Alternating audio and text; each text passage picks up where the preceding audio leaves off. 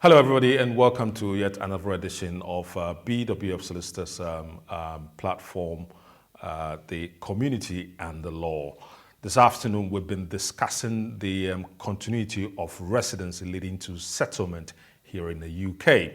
In the wake of the Home Office delays, we've asked the question whether or not the delays that are currently going on with the Home Office could count towards your residency here in the UK leading to settlement.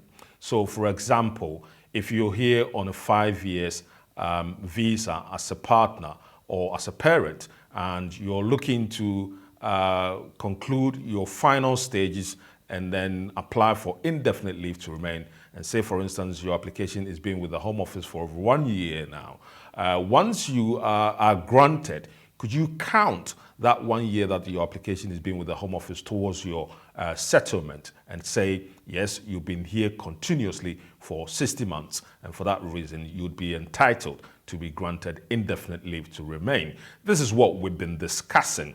Now, the continuity of residency is actually defined under paragraph 276A of the immigration rules. So that's where it's defined. However, to make sure your residency is continuous, you should be here in the UK for the period of time that you were granted and not have broken that period for more than 6 months. So you haven't been away for more than 6 months. If you haven't been away for more than 6 months within the year that you're making your application, then of course the continuity of your residency may have not been broken. That's not the only way your residency could be broken. If you're deported, that could break your residency as well. If you're removed from the UK, that could break your residency.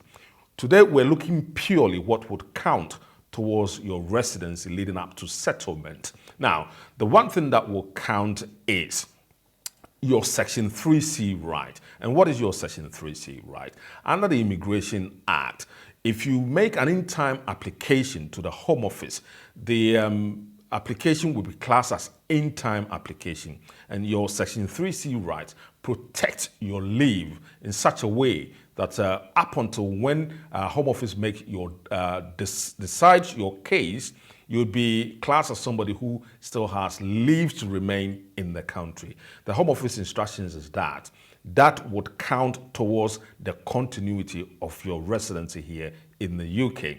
We've also seen that if you're here on a temporary basis and then subsequent to you living in the UK temporarily, if you've been granted limited leave to remain lead up to settlement, then you could count that period of time where you were granted temporarily stay here in the UK towards the continuity of your residence here in the UK as well.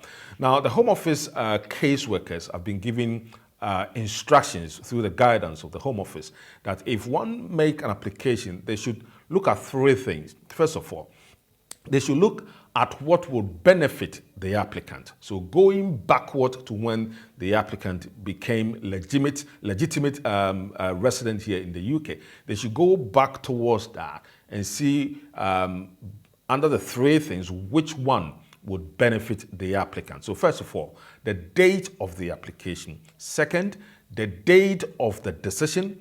And then third, the date 28 days after the decision was made. So if we're looking at what would benefit you, then I would say the date when you made the application, because you submitted an in-time application, your residency will be protected by Section 3C. And so therefore, if we're putting together your 60 months leave in the UK and saying you have continuously lived here for 60 months and therefore you qualify to be granted indefinite leave to remain, then we'll be going back to that time when you were first granted, including the period of time when your application was held by the Home Office, irrespective of how long it was held for, and totting it up and making sure that you have lived in the UK continuously if you're in the 5-year route for 60 months, if you're under the 10-year route for 120 months. If we can demonstrate that, then yes, even though your card says your leave probably expires,